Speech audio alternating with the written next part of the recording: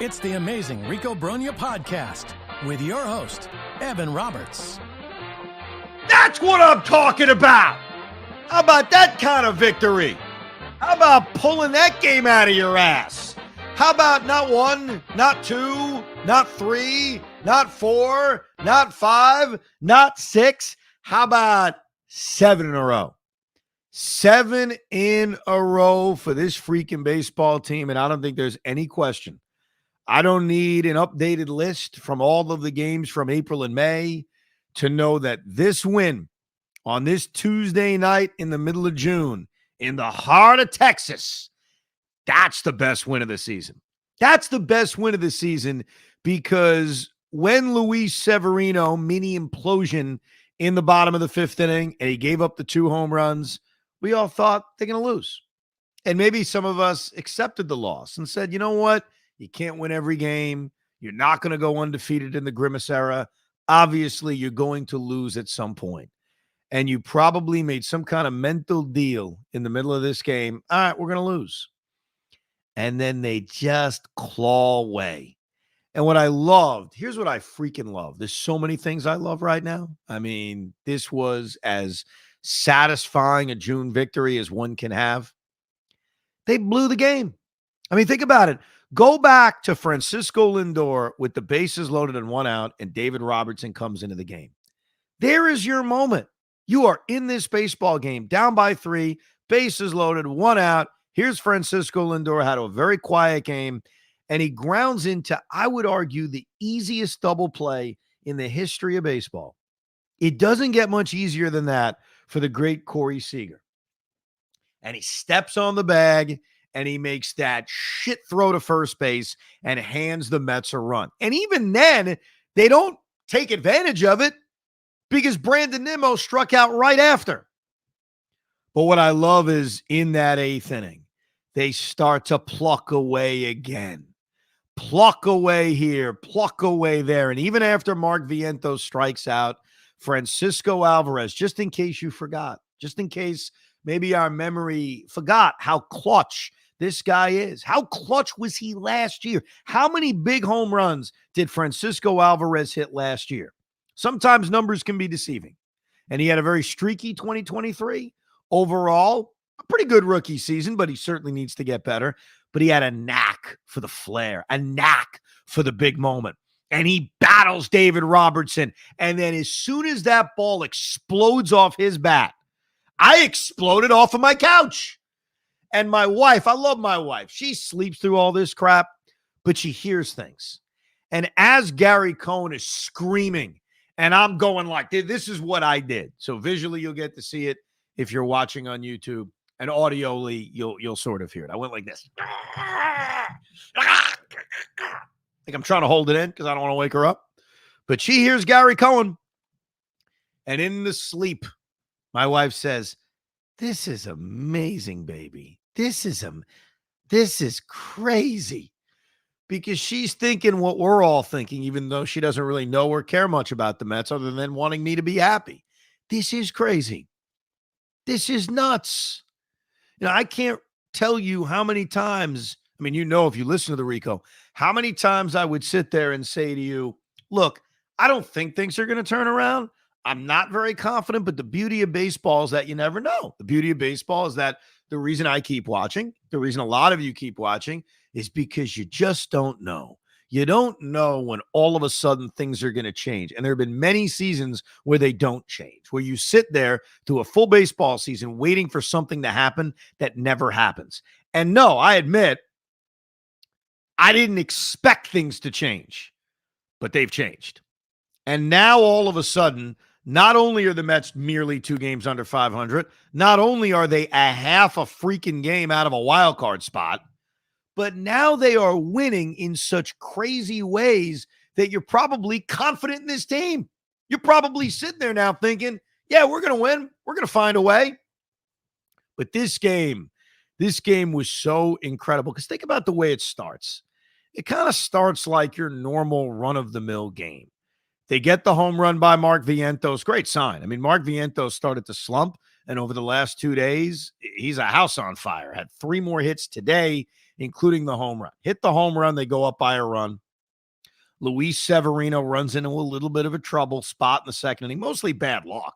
I mean, he gives up an infield hit to Ezekiel Duran. He throws a wild pitch. Marcus Semien has that great at-bat, that 10-pitch at-bat, and he gives up a ground ball to Corey Seager, and that's how the game is tied. Mets had the infield back, which is the right thing to do, and they come back and they tie the game. And the Mets eventually go ahead in the 5th inning on their version of an RBI ground out, which I always love because there's nothing more frustrating than runner on third, less than 2 outs, and you can't hit the freaking ball into the right place to drive a run in. So when Harrison Bader hit that ground ball to second base and gave the Mets the lead, the 2-1 lead, I'm thrilled. I mean, I don't want to say it's like hitting a home run, but sometimes it feels as nice. And so they have a 2-1 lead, and Luis Severino, who was okay through the first 4 innings. I mean, let's face it about Sevy. He's had a good season. He's not had a dominant season. He walks a lot of guys. He hasn't struck out a lot of guys. He's put some traffic on the base paths. But for the most part, look, he's had a good year. And he's had a fine season. But Luis Severino runs into just hell in the 5th inning. And it was a bad inning. When you let the 8 and 9 hitters in Duran and Tavares, I mean, Leotis Tavares never gets a freaking base hit. Now all of a sudden you're giving a clean single to center to Leotis Tavares, who was like 1 for his last 38. He got lucky with Marcus Semien, who had a liner right to shortstop. And then I don't know what the positioning was on the Seager play. That felt, I'll tell you, the Corey Seager play, the RBI single that tied the game and set him up with first and third one out, that felt like a play from 3 years ago where the ball is hit off the bat. And I'm thinking to myself, oh, great, we may turn a double play. You know, we may get out of this inning. Wow, what a job by Sevy. And then you look up and you see Lindor diving to his right. And it's like, where the hell was he positioned? And so that felt like a real kick in the balls, only because in that split second bat off ball, I mean, maybe I'm nuts. Maybe I'm stuck in the new era and not thinking that you can still sort of shift left-hand hitters to a degree. But that felt bad as that snuck through. And you didn't even have time to let it marinate before Josh Smith hit that bomb of a 3-run home run. And then 2 batters later, Wyatt Langford is hitting a freaking home run. By the way, how hyped up was Wyatt Langford? I mean, going into your fantasy drafts, all we heard about was Wyatt Langford. I don't want to say too much because the Mets still have 1 more game left with Texas, but I mean, give me a freaking break with this guy. I know it's early. He could turn his career around. I'm just saying. I'm making an observation when I'm balls tired after a great Met win. I'm just making fun of him, and I'm making fun of the Texas Rangers. They won their World Series. But underrated. What is so underrated is after they give up those 5 runs, and it's 6-2 going in the 6th inning, as much as we all expect they're going to lose, there are 2 keys if you're going to make this comeback, and the Mets fulfilled them. Number 1, you have to score right away. 6-2 may feel daunting. Get a run, make it 6-3. All of a sudden now, it's a relatively close game. The Mets did it when Brandon Nimmo hit that home run. And kudos to Brandon Nimmo, on base 2 more times, including the hugest walk you'll see that set up the 9th inning. But you got to start scratching back. And they did that with Brandon Nimmo's home run. They did that with the luck of Corey Seager making that miscue on the double play in the 7th inning. And at least putting yourself in position where a mistake by your opponent can lead to a run. I mean, think about it. The Mets set up that 7th inning with Vientos getting a hit, with Alvarez getting a hit, and quite frankly, when Jeff McNeil struck out, I mean, if he wasn't dead to us already, if he wasn't dead to Carlos Mendoza already, that strikeout in the 7th inning with 2 on and nobody out, I think that killed him. And I'll tell you why, and obviously figuratively. Because Mendy pinch hit for him an inning later, which, great move. We'll get to that in a minute. Great move. But did any of us think he would actually do that? I mean, McNeil's basically starting every game. That's got to stop. And I know it will stop on Wednesday because there's a lefty on the mound, but geez, he is not, that respite didn't wake him up. Even with the Mets playing great baseball, even with their offense being this wagon right now, Jeff McNeil ain't a part of that wagon. He's getting run over by it. But when McNeil strikes out and they go to DJ Stewart, which I'll raise my hand, I didn't love the move. I know what Mendy's thinking. Mendy's thinking 3-run home run with DJ Stewart. And DJ does draw walks. But DJ Stewart's hitting about 105 in the last month, even including the home run he hit the other night. And Harrison Bader's been one of their best clutch hitters. So I'm just being honest. That's a first guess. Yes, it worked out for the Mets, but you know me, I just want to be honest about it. I didn't like it. Hurt your defense. I have more confidence in Bader than DJ Stewart. Screw the matchup. But guess what? In this case, I was wrong. Or I wouldn't say I was wrong. I would say it worked out for Carlos Mendoza when DJ drew that walk. So even though Lindor failed by grounding into what should have been a double play with the bases loaded and 1 out down by 3 runs, give the Mets credit for even setting that kind of inning up where one miscue by Texas hands you a run. And that run's a big deal. So even though the Mets didn't take advantage of it necessarily because Nimmo struck out, they got a run. And now all of a sudden it's 6-4. And it's like, all right, okay. We got ourselves a little bit of a baseball game.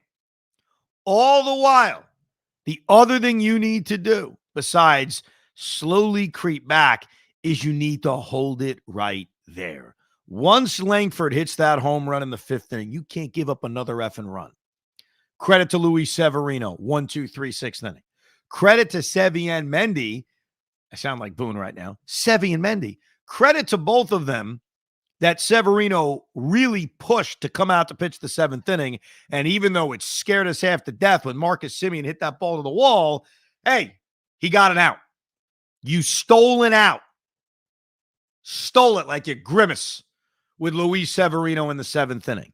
You go to Jake Diekman. I got no problem with that because you had 2 lefties coming up fine. He's the only lefty in your bullpen. Diekman gets the job done. You saw Reed Garrett get the job done.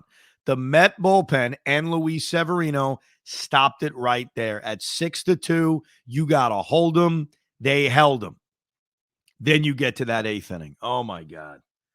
I'd like to put that 8th inning in a jar and rewatch it and make love to it and think about it because we're trying to win games. As fans, we want to see our team win games. Of course, that's priority number 1. But the other thing you love to see is you love to see the young players, the future, if you will, come through in big spots. So Pete Alonso, who I still hope is the future. I mean, I hope he's here forever, even though the guy played dress up as if he's going to live in Texas, starts the inning with a base hit. Let us not minimize the importance of that 1-out single by Pete Alonso. So whenever we have these dopey arguments, and I know we will, about he hasn't been clutch, he never gets a big hit, a single in the 8th inning down by 2 runs is a big hit. Am I wrong? Tell me when I'm telling lies. It's not a lie. That's a big hit. Okay? So any non-big hitting Alonso accuser, and by the way, this season he hasn't had a clutch year, so I'm not even arguing this season, but just in general. Sometimes Baseball Reference can't help you with that. That's a big freaking base hit in the 8th inning down by 2 runs. Starling Marte worked a deep count against David Robertson. Big base hit. And even though Mark Vientos struck out, can't kill him, had 3 hits before that, here's Alvarez. Here's your moment.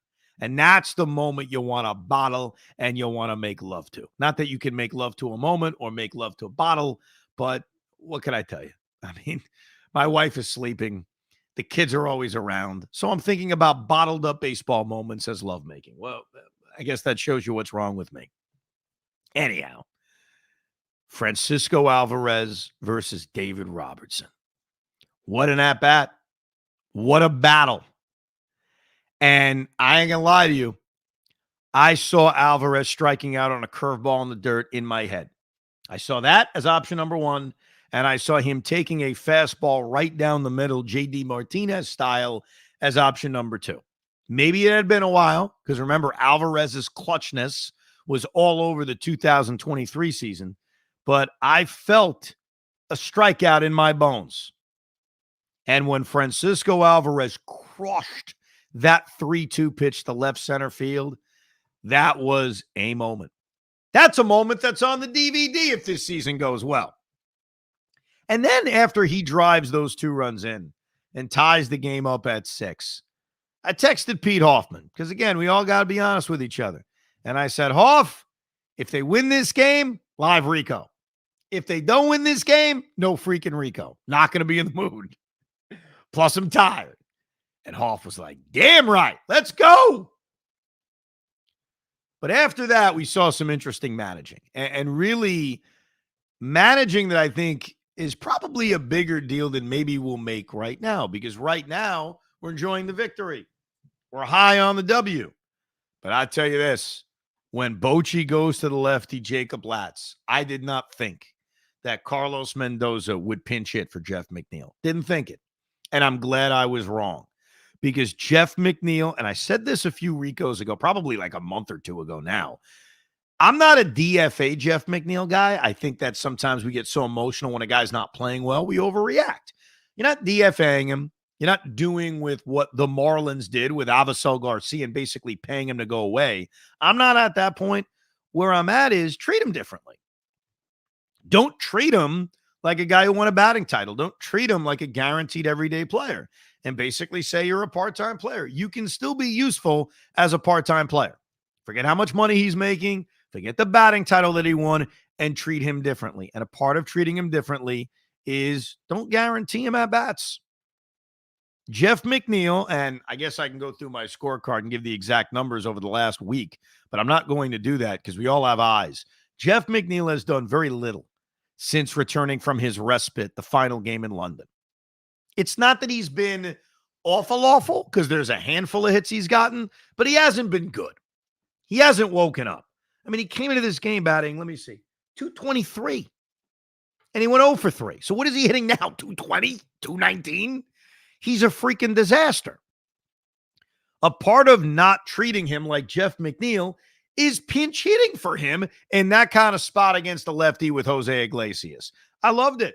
And by the way, I go a step further. Like, go back an inning earlier when they had 2 on and nobody out in that 7th inning. That was the inning that ended with the Francisco Lindor should have been double play. When they had 2 on and nobody out and McNeil was up, I'd make the argument, if you're going to use DJ Stewart as a pinch hitter because he's got that ability to hit a 3-run home run, I'd rather him pinch hit for McNeil than Bader. I mean, am I crazy to say that? At this point in this season, with the amount of big hits Harrison Bader's had, with how garbage-like Jeff McNeil has been? So while I didn't like using DJ to pinch hit for Bader in the 7th inning, I'd argue use him one batter earlier. 2 on, nobody out. Go to DJ Stewart. Try to hit a 3-run home run. But I'll tell you, that kind of critique's on the table now because Jeff McNeil should not play on Wednesday against the lefty. He won't. I'm not even worried about that. And even against righties, why should he be guaranteed to play? By the way, this isn't me bitching. I am not complaining. We're talking. We're having a conversation. And I'm complimenting Mendy for the fact that he pinch hit for him with Jose Iglesias the way he did. And look, I didn't think that Bochy's decision to walk Iglesias to get to DJ Stewart, who got pinch hit for by Tyrone Taylor, I didn't think it was as egregious as Gary Cohen described on the broadcast. But yeah, I was surprised by it. I mean, Jose Iglesias in a small sample size has played well. I don't think you're in a rush to put him on base to go face Tyrone Taylor. Look, I don't think either guy's that great, but it was a surprising move. Now, it worked out because Tyrone Taylor grounded out. Now, great job by Reed Garrett. He pitches a nice, clean 8th inning. It feels like Reed Garrett is back. Not necessarily the dominant April, but reliable reliever. I mean, look, he came into the 8th inning of a tie game after the Mets rallied. He faced 4, 5, and 6, and he pitched a nice cash 1, 2, 3 inning. So between Reed Garrett, between Dednell Nunez, we'll get to Diaz hopefully being back. The bullpen, which went through some major struggles and cost this team how many games, feels like it's starting to kind of reset and calm down. Then you get to that 9th inning against Kirby Yates. Oh, my goodness. So Lindor strikes out. Lindor had a rough day. All right. But you know what? They won. I mean, that's a great way to look at it. Francisco Lindor went 0 for 5. Should have grounded into a backbreaking double play. Defensively, I'm trying to think. Like, did he do anything terrible in this game defensively? Like, I don't blame him for the Corey Seager play. So, not really, necessarily. But Lindor had a rough day, and they still won. That's a good way to look at it. But in the ninth inning, what an at-bat by Brandon Nimmo against Kirby Yates. Not an easy guy against. He's had a great year this year, coming off all of his injuries. That was a wonderful at-bat. Then you got the catcher's interference. And yeah, sometimes you need luck. When you're going to get red hot like this, sometimes you need some breaks to go your way. And catcher's interference, that's a break that went their way. It was obvious. It was a good challenge by Mendy. As obvious as it is, it's still tough in that moment to say challenge. But I think at that point in the game in the ninth inning, it's probably worth it. But even after the challenge is successful, 2-1, 1 out, Pete Alonso doesn't guarantee you anything. And then you get to Pete. Remember Pete Alonso? Clutch, not clutch. Is he clutch? He never gets a big hit. So I mentioned that 1 out hit in the eighth inning was a clutch hit. We'd all agree with that. How about the game-winning RBI double in the ninth inning? Clutch. We going with clutch. Hoff, would you vote clutch on the RBI double by Pete Alonso or meaningless double in the ninth inning? You know what? Considering they're not 500 yet, it's a tough one. But yeah, I think I'm leaning towards clutch. Yeah, they are 500. Maybe none of this counts. That was a clutch RBI double by Pete Alonso. And while I was a little pissed that Starling Marte couldn't, drive in an insurance run with second and third 1 out, beggars can't be choosers. Because at that point, I'm already thinking about Edwin Diaz. And I'm thinking about, all right, Edwin. All right. You've had 2 appearances back from the injured list. Let's go through them. You pitched a clean inning that allowed the Mets to rally and come back against Miami. That was on Thursday night, right? Then you have a save situation on Friday night that you're lucky. I mean, you survived it off of the last teeny bitty hair on your ass or my ass or somebody's ass. I'm not sure. So got the job done, not fully sold yet. So here you are. Granted, it's the bottom of the order, but it's a 1-run lead that they just handed to you. And if you blow this game, Edwin, and I'm sorry, and I would have said this, I wouldn't have said it right after the game because I was not going to record a Rico after a loss. But I certainly would have said this tomorrow. And that is, I don't care that you've won 6 in a row. You can't lose this game. You can't. And I get it. The Mets will eventually lose. At some point in the era of Grimace, the Mets are going to lose a game. That's understandable. Maybe it's going to be Wednesday. Maybe it's going to be Friday. I don't know. Hopefully it doesn't happen for another week. But they will lose a game. And I expect that, and I understand that. But this game cannot be lost.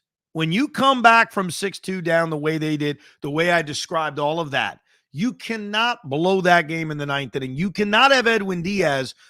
He's 6 for 10 in saves, but he's really blown 5 because remember, one of those blown games was not a save because it was a bigger lead than a save situation. So he's really blown 5 games this year and more if you want to include just losses. Like the Chicago game, I think wasn't a blown save. Whatever. The point is they couldn't blow this game. I wasn't going to spin it. I was going to be pissed. I think all of us were going to be pissed. And after giving up that cheap blue pit to Jonah Heim, which could have been a killer, it was bad luck. He was ahead of the count. He got a little fly ball to left field. It's a tough play for everybody. It's really no man's land between Mark Vientos and Brandon Nimmo. So you can't assign blame. It's just bad luck. Kind of like the catcher's interference is good luck. This is bad luck. Edwin Diaz showed a little bit of poise, tiny bit of poise by getting that first pitch double play against Ezekiel Duran. Lindor was all of us showing that emotion. And then when Leotis Tavares comes up, even I was confident. Even I was like, you know what? This ain't even getting to Marcus Semien.